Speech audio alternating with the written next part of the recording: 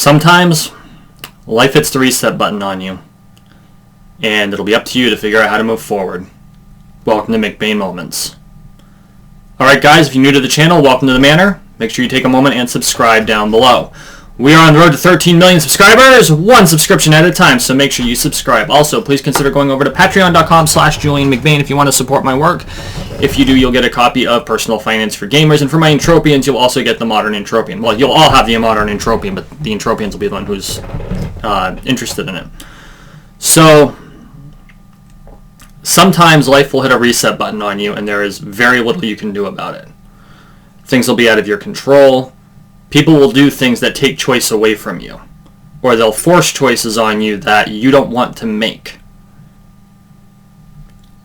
The decisions you make under these circumstances will define parts of your life, and oftentimes you won't have time to think about what the results or consequences of those decisions will be. Unfortunately, it's one of those cases where you'll have to accept the responsibility and consequences of the actions no matter what. Failure to act will automatically put you in the wrong. Acting in the wrong way will put you in the wrong, and then a lot of times there's no right answer. So, how do you overcome this? Well, rule number one is, if you can make a decision in 60 seconds, that decision's probably the right one. A person who can make a snap decision, a decisive decision, usually has the best understanding of what's going on around them and how to react to any situation. Now, does that mean you should make a reckless decision? Of course not. What it does mean is that when you make those decisions, you need to be willing to and understand that all of the factors that are involved may be more complicated than you understand, and you may not have a good grasp of everything that's going on. But you also understand that you have the ability to accept the responsibility for the results of the decision that you made. And this can be tough for a lot of people. I know it's been tough for me. Some decisions I've made very quickly and the results have been good. Some I've made very quickly and the results have been bad. Universally, though, the longer I take in making a decision, the worse the outcome is. This happened when I was younger, and this has happened recently. I made a decision. I took a long time to make the decision because I was unsure and did not have a good grasp of what was going on, and I withheld judgment. And the decision I ended up making was bad. It might have been the best for the situation, although I'm not entirely sure that's the case. But it was a situation where there were 7 bad choices and I had to pick one of them. You are going to fall into situations like that in your life. What you have to be willing to accept is sometimes there is no good solution. Sometimes there is no good answer. So you have to pick the least bad answer that you can see. Unfortunately, in some cases, all of those bad answers may violate your personal code in some way. Some might violate your personal morality, some might violate your need to stay true to yourself, which is important above almost everything else. When you have to make those decisions, there are things you need to keep in mind. And this is something that I've had a hard time grappling with lately, as I am grappling with one of the decisions I had to make several months ago. What decision does the least harm to you and those around you? What decision sets you back the least? What decision has the least potential for harm?